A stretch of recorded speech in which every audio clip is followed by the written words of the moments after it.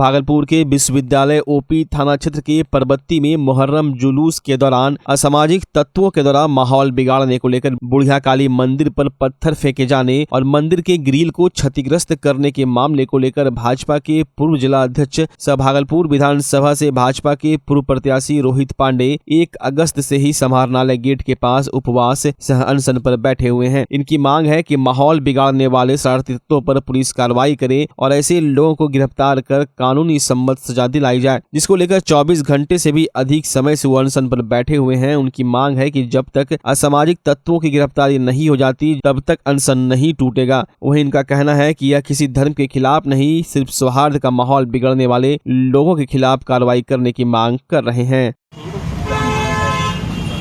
हमारा तो मांग पहला दिन का जो हमारा मांग है वही आज भी हमारा मांग है। पूरे घटनाक्रम में जो भी आरोपित लोग हैं, जो भी उपद्रवी हैं, उनकी गिरफ्तारी से कम हमें कुछ मानी नहीं है। और जब तक उनकी गिरफ्तारी नहीं हो जाती है तब तक हम यह उपवास हम समाप्त करने वाले हैं। इसलिए हमारा शासन के लोगों से विनम्र आग्रह है कि उनकी गिरफ्तारी अति शीघ्र करवाएं और बिहार के मुखिया नीतीश कुमार जी से आप आग्रह है कि वह जो खेल राजनीति का जो खेल वह खेल रहे हैं या खेल को खेलना बंद करें, नहीं तो बिहार को जो खेल के माध्यम से सांप्रदायिकता की आग में जोड़ना चाह रहे हैं वह इससे बिहार का नुकसान होने वाला है। इस नाते आज पूरे बिहार में वह चाहे मगछिया की घटना हो, चाहे अन्य कई जगह पर जो घटना घटती है तो उस पर तत्परता से कार्रवाई करके और जो भी लोग इसमें संलिप्त हैं उसको गिरफ्तार करके उसको जेल में भेजना चाहिए।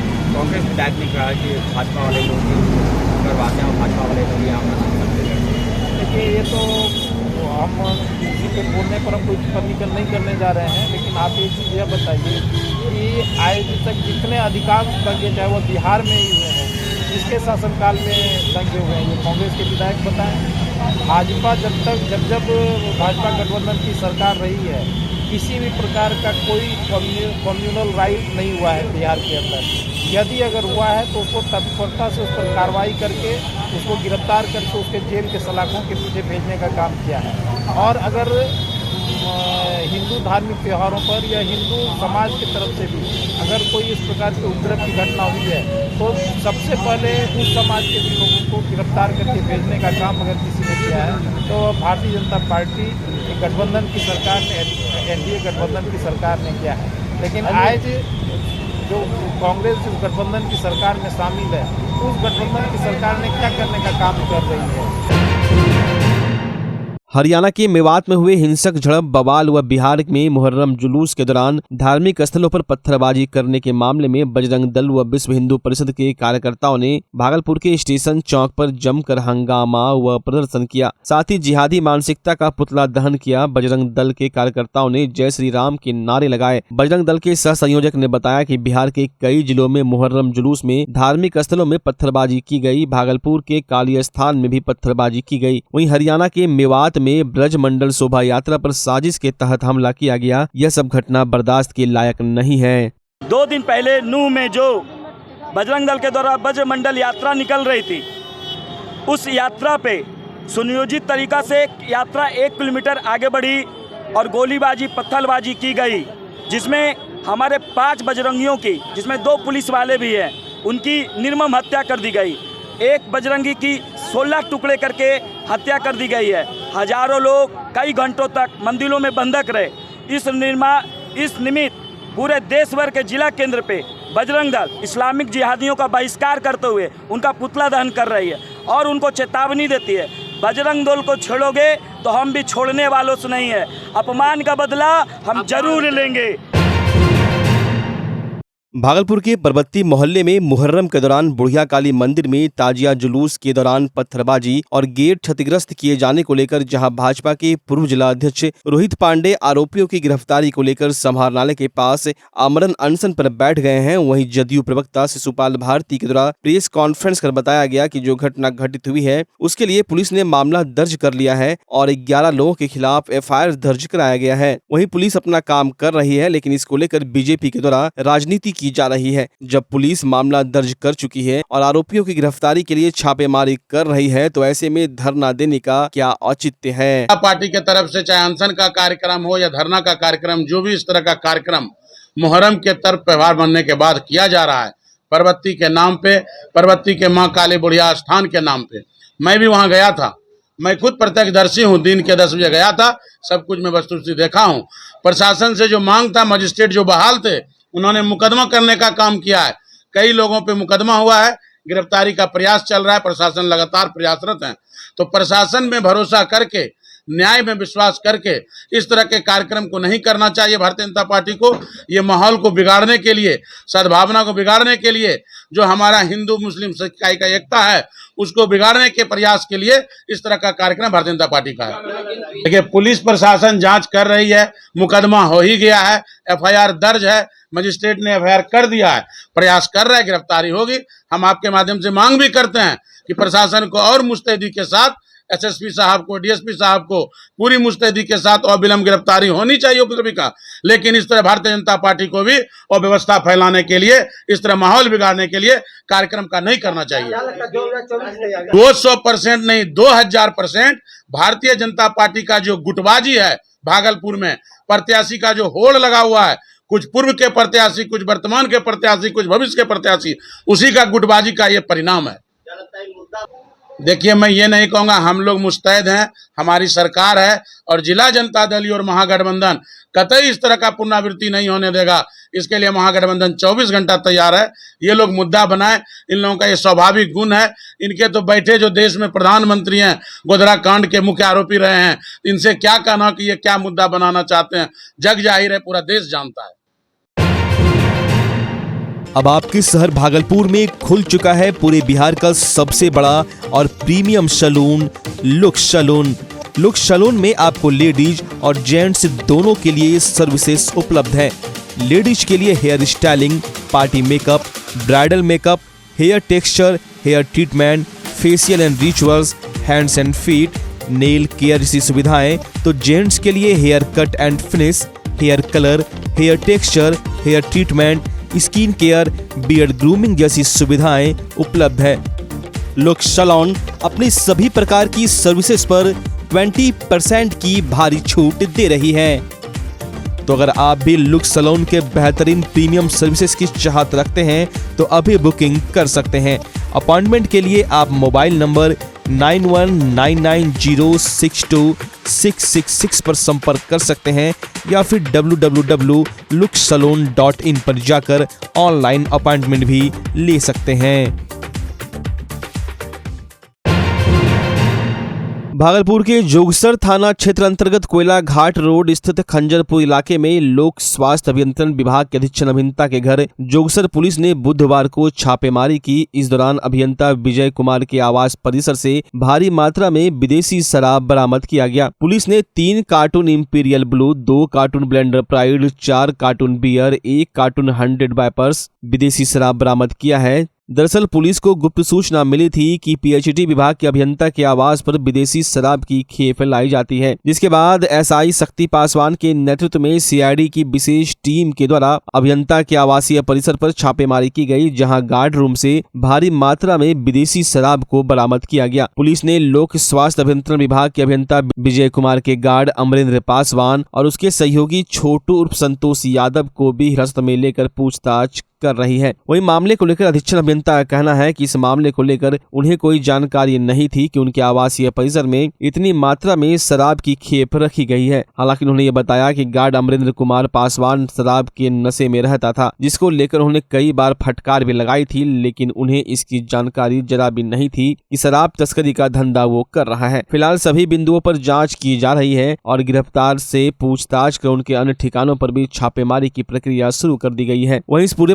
को लेकर अधीक्षण अभियंता विजय कुमार ने बताया कि उन्हें इस विषय में कोई जानकारी नहीं है। गार्ड रूम से शराब बरामद हुआ है, पुलिस अपनी कार्रवाई कर रही है। ले गया है पकड़ के पुलिस। अब जो भी बताएगा सो गार्ड ही बताएगा कि कहाँ से आया, और गार्ड ही पहले जाके थाना वाला को बताया भी है और उसी के आधार पर छापामारी हुआ है तो शराब बरामद हुआ है। सर, आप यहीं रहते थे ना? हाँ, रहते हैं यहीं। सर, आपको जानकारी नहीं थी?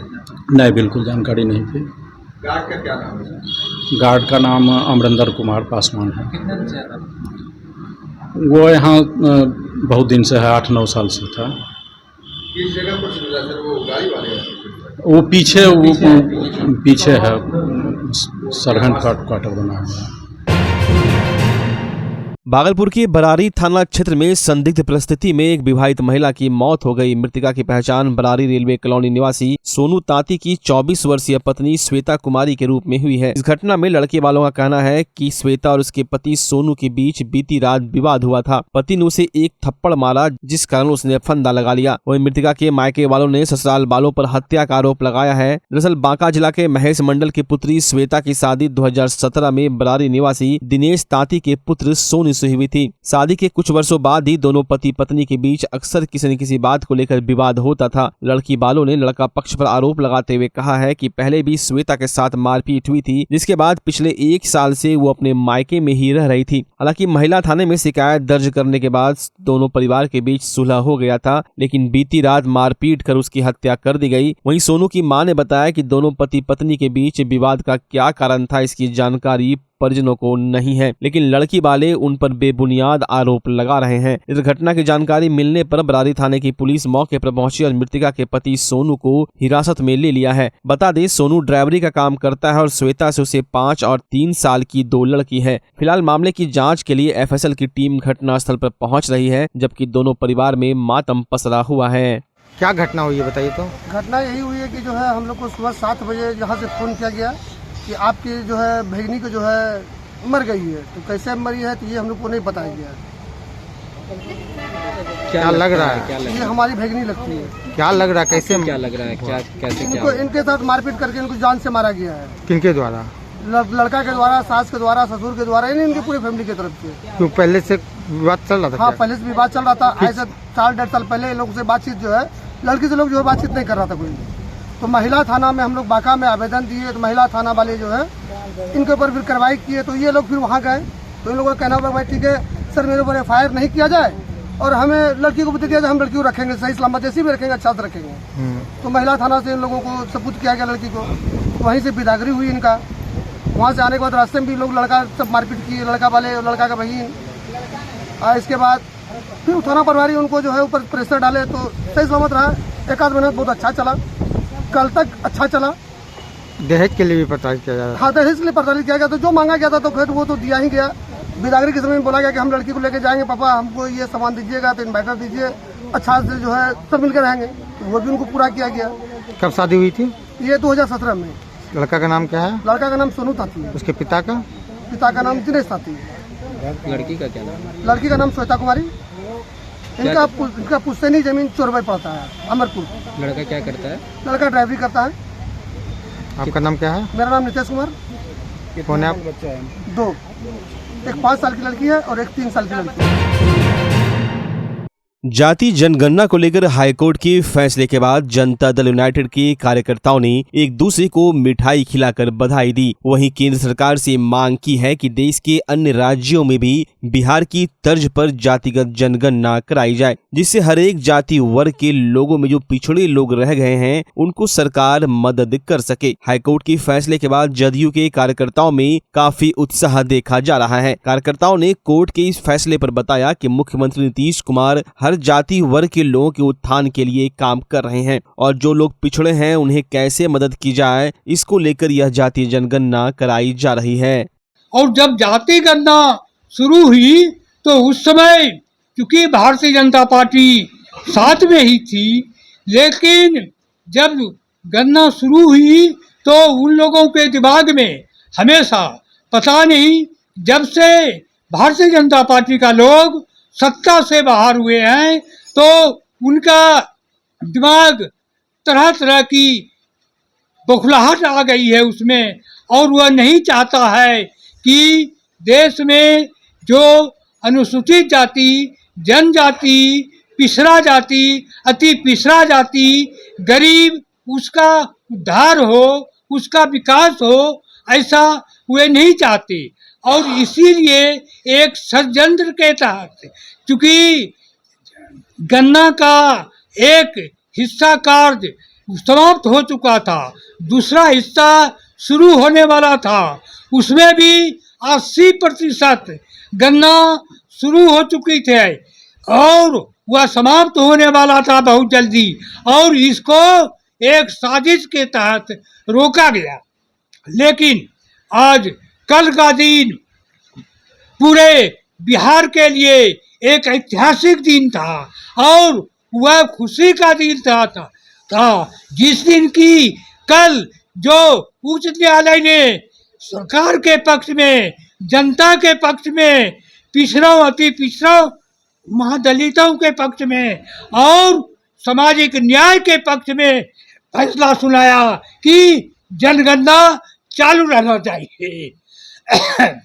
और कल से ही जनगणना के लिए जैसे ही यह चालू हुआ, चूंकि हम लोगों का जो महाधिवक्ता पीके शाही है उसने जो भी विरोध किया था 5 पॉइंट का, उस 5 पॉइंट के तर्क को काटते हुए सही बताया और उसी के आधार पर चूंकि कोर्ट ने निर्णय दिया और कोर्ट ने निर्णय देने के बाद सरकार ने सभी डीएम को कल ही आदेश दे दिया गया कि गन्ना का कार्य शुरू किया जाए और गन्ना का कार्य आज से शुरू भी हो गया है। इसलिए आज का दिन भी एक खुशी का दिन है, माहौल का दिन है और बिहार के लोगों को खुशी मनाना चाहिए और खुशी मना रहा है। तिलका मांझी भागलपुर विश्वविद्यालय के स्नातकोत्तर पीजी के अलग अलग विभागों में खाली सीटों पर नामांकन को लेकर पिछले 4 दिनों से जन अधिकार पार्टी और आयसा के द्वारा विश्वविद्यालय परिसर के मुख्य गेट के समीप अनशन किया जा रहा है। इस दौरान अनशन स्थल पर दोनों पार्टियों के छात्र छात्राएं दिन रात जमा है। प्रदर्शनकारी छात्र छात्राओं का कहना है कि वे सभी छात्र हित के लिए प्रदर्शन कर रहे हैं। बावजूद इसके विश्वविद्यालय प्रशासन उनकी मांगों पर सहानुभूति पूर्वक विचार नहीं कर रही। साथ ही रात्रि में अनशन स्थल पर छात्राओं के रहने के बावजूद न तो कोई महिला पुलिस बल और न ही पुरुष बल की तैनाती की गई है, जिस कारण अनशन स्थल पर किसी भी तरह की अनहोनी होने की आशंका बनी रहती है। प्रदर्शनकारी छात्रों का कहना है कि अगर जल्द से जल्द विश्वविद्यालय प्रशासन उनकी मांगों को पूरी नहीं करता तो चरणबद्ध तरीके से आंदोलन किया जाएगा। 4 दिनों से पीजी में नामांकन को लेकर के हम लोग धरना दिए हुए, कई बार तो पदाधिकारी से मिलने का कोशिश की पर वो आश्वासन पे आश्वासन दिए। कल हम लोगों ने विश्वविद्यालय बंद करा करके विश्वविद्यालय गेट पे ही बैठ गए। जब यहाँ पे बैठे तो पुलिस प्रशासन के द्वारा हम लोगों को धरना स्थल पे भेजा गया और धरना स्थल पे इतनी सारी लड़कियां कल बैठी थी, एक लाइट का भी व्यवस्था नहीं था, पूरी रात मच्छर काटा, एक गार्ड नहीं थी, एक पुलिसकर्मी नहीं थे, महिला के लिए महिला पुलिसकर्मी तक नहीं थी। ये विश्वविद्यालय क्या करना चाह रही है, हमारे साथ क्या करना चाह रही है, हमारे भविष्य के साथ खिलवाड़ कर रही है, हमारे जान के साथ खिलवाड़ कर रही है। हम विश्वविद्यालय पदाधिकारी से यही कहना चाहेंगे कि आप पीजी में नामांकन की तारीख जल्द से जल्द घोषित कीजिए, वरना जाप और ऐसा ये आंदोलन आगे लगातार चलती रहेगी। पीजी में नामांकन लेने के लिए हम लोग बैठे हुए 4 दिन से लगातार अधिकारी के चक्कर काट रहे हैं। कल से हम लोग अनिश्चितकालीन के लिए हम लोग विश्वविद्यालय में बोल दिए हैं कि जब तक छात्रों की नामांकन की गारंटी नहीं कीजिएगा हम लोग आंदोलन, धरना प्रदर्शन जो भी हो हम लोग करेंगे। रात भर छात्राएं बैठी रही धरना स्थल पे, कोई प्रशासन सुरक्षा नहीं दिया। अभी देख लीजिए पूरा विश्वविद्यालय का लठेठ पूरा कैंपस में घूम रहा है, दिन में रात में अपराधी जिस तरह से घूम रहा है, पूरा धमका रहा है। पुलिस प्रशासन के द्वारा हम लोग को धमकाया जाता है,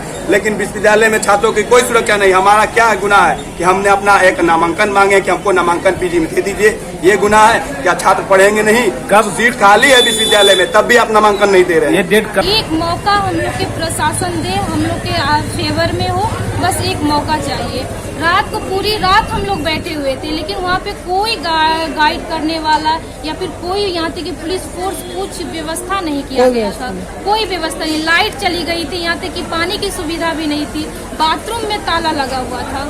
रात भर हम लोग मच्छरों से जूझे हुए, बस ऐसे ही। तो रात भर क्यों प्रदर्शन कर रहे थे, क्यों धरने में बैठे हुए थे? हम लोग को पीजी में एडमिशन चाहिए, एक मौका मिल जाए हम लोगों को। तो ये डेट कब से कब तक था?